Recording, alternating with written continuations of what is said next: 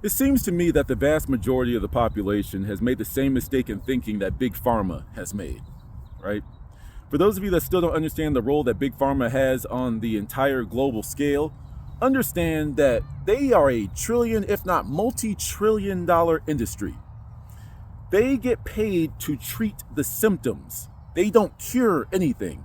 Now, conspiracy tinfoil hat side is going to say, like, they have the cures to everything. They just shelve it. But they get patents and they own it. So if anyone else tries to make it, they can sue them to oblivion. You see what I'm saying? But they treat the symptoms, not the cause.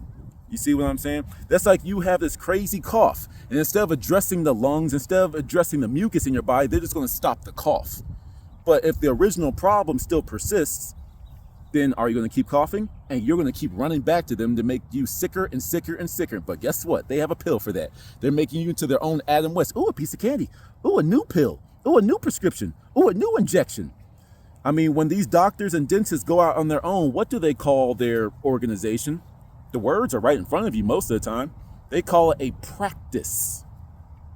Do you submit your practice drawings or do you submit your final drawing? So who are they practicing on?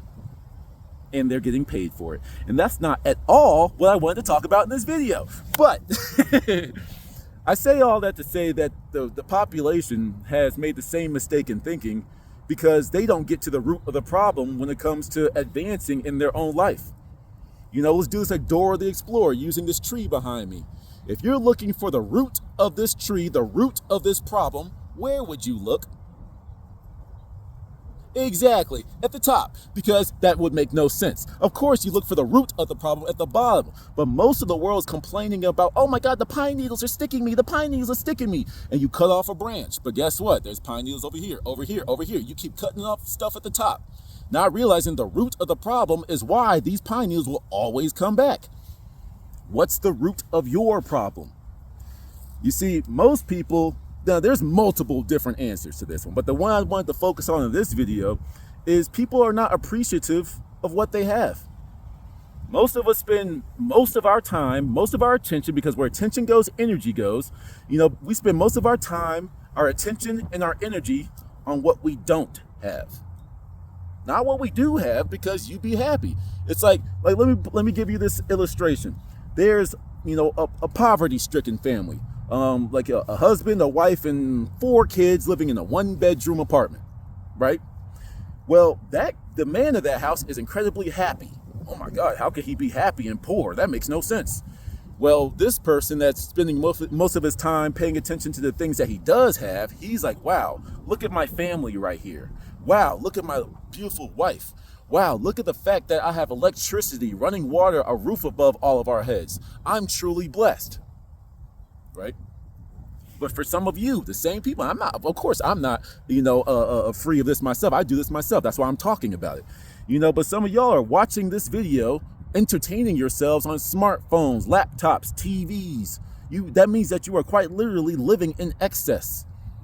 And you still find something to complain about. If you have a 1-bedroom apartment, you want 2. If you got a 2-bedroom apartment, you want 3. If you get a 3-bedroom apartment, you want the penthouse. If you want the penthouse, you want 40 acres and a mule. You always want more. Now, don't get me wrong. There's nothing wrong with wanting more out of life. Nothing wrong with that. But if you don't take a moment to stop and appreciate what you do have, you are still emitting a frequency of not having. You are emitting a frequency of lack.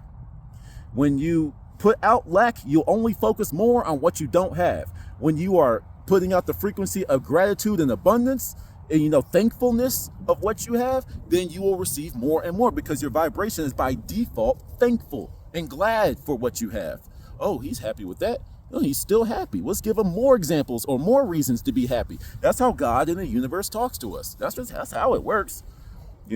That's why these people be multimillionaires, all these celebrities that some of you idolize.